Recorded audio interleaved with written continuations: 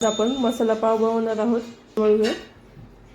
तर आपण आता कढईमध्ये तेल टाकून घेतलेलं आहे. त्याच्यामध्ये मी आता जिरं टाकते. तर आपल्याला हा कांदा शिजवून घ्यायचा. त्यासाठी त्यामध्ये मी 1 चमचा मीठ टाकते.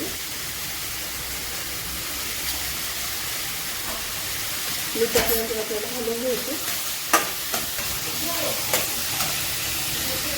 तर आपले 2 मिनिटं झालेले आहेत.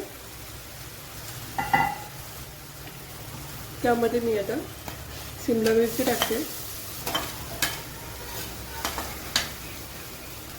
त्यानंतर आपल्याला टोमॅटो टाकून घ्यायचा. आता आपण हे मिक्स करणार आहोत. 2 मिनिटं झालेले आहेत. तर आपण पाहूया आपलं कांदा ते शिजत आलेलं आहे. मी आता हळद टाकते.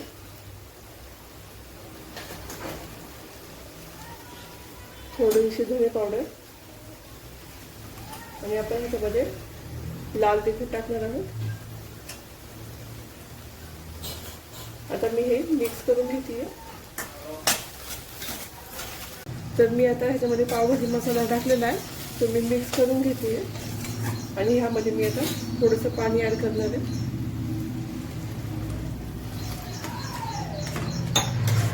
आपली ही भाजी रेडी आहे.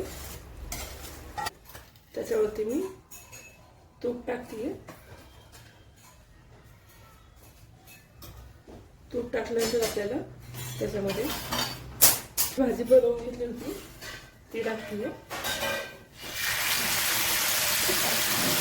कोथिंबीर टाकायची.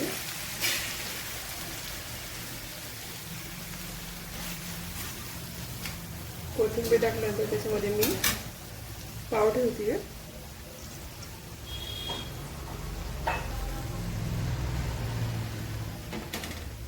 ते पलटी करून घ्यायचे.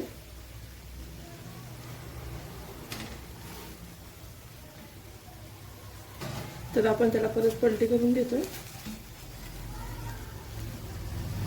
भाजी लावून झाल्यानंतर आपण त्याच्यावरती जे मी चीज घेतलेलं आहे ते मी खिसून घेते.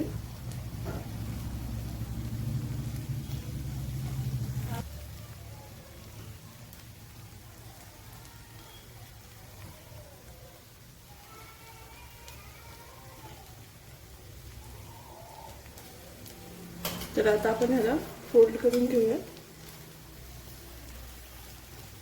वरून आपण थोडीशी कोथिंबीर टाकणार आहोत. तर आपला मसाला पाव रेडी आहे. तो मी एका डिशमध्ये काढून घेते.